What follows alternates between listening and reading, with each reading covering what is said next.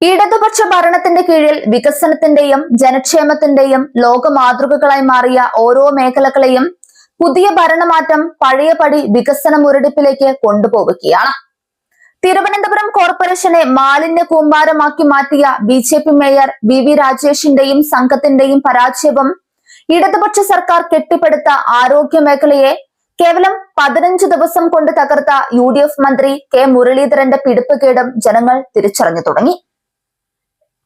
ഓരോ നാടിന്റെ വികസനവും ജനങ്ങളുടെ ആരോഗ്യവും വർഗീയ അജണ്ടകൾക്കും രാഷ്ട്രീയ ലാഭങ്ങൾക്കും വേണ്ടി എങ്ങനെയാണ് ഈ വലതുപക്ഷ കൂട്ടുകെട്ട് ബലി കഴിക്കുന്നത് എന്നതിന്റെ ഏറ്റവും പുതിയ തെളിവുകളാണ് പുറത്തുവരുന്നത്. 5 വർഷം കൊണ്ട് നടപ്പിലാക്കേണ്ട വികസന നേട്ടങ്ങളെ വെറും 5 മാസം കൊണ്ട് അട്ടിമറിച്ച് തിരുവനന്തപുരം നഗരത്തെ അക്ഷരാർത്ഥത്തിൽ ഒരു കുപ്പത്തൊട്ടിയാക്കി മാറ്റിയിരിക്കുകയാണ് വി രാജേഷും ബി.ജെ.പി. ഭരണസമിതിയും. 25 വയസ്സ് തികയുന്നതിന് മുൻപേ തലസ്ഥാന നഗരത്തിന്റെ മേയറായി ചുമതലയേറ്റ ആര്യ രാജേന്ദ്രൻ എന്ന വിപ്ലവകാരിയായ പെൺകുട്ടി ലോകത്തിന് തന്നെ മാതൃകയായ രീതിയിലാണ് നഗരത്തെ പരിപാലിച്ചിരുന്നത്. ഹരിതകർമ്മസേനയുടെ കൃത്യമായ ഏകോപനം, ഓടകളുടെയും കാനകളുടെയും ശുചീകരണം, നഗരത്തിന്റെ ജീവനാഡിയായ ആമയഴിഞ്ചാൻ തോട് ചവറുകൾ അടിഞ്ഞുകൂടാതെ സംരക്ഷിക്കൽ എന്നിവയെല്ലാം അതീവ ശ്രദ്ധയോടെയായിരുന്നു ആര്യ രാജേന്ദ്രൻ ഡീല് ചെയ്തത്.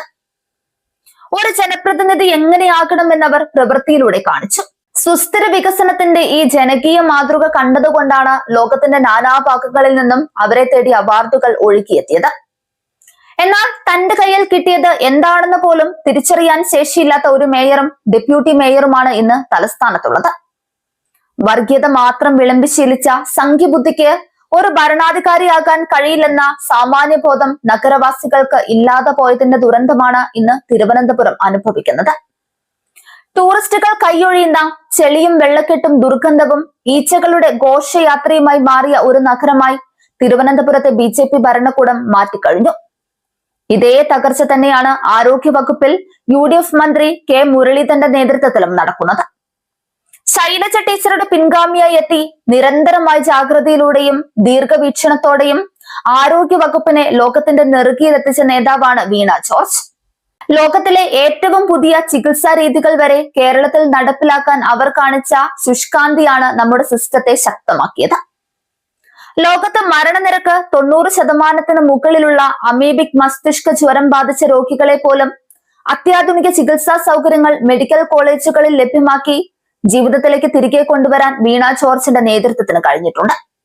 അത് ഡോക്ടർമാരുടെ മാത്രം കഴിവായിരുന്നില്ല, കൃത്യമായ രാഷ്ട്രീയ ഇച്ഛാശക്തിയുടെ ഫലം കൂടിയായിരുന്നു.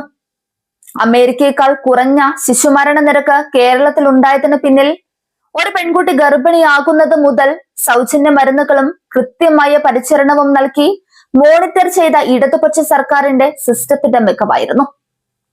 അങ്ങനെയുള്ള ആരോഗ്യ മേഖലയാണ് കേവലം 15 ദിവസം കൊണ്ട് UDFും മന്ത്രി കെ മുരളീധരനും ചേർന്ന് ഇടിച്ചു നിരത്തി കുഴച്ചു പരുവത്തിലാക്കിയത്.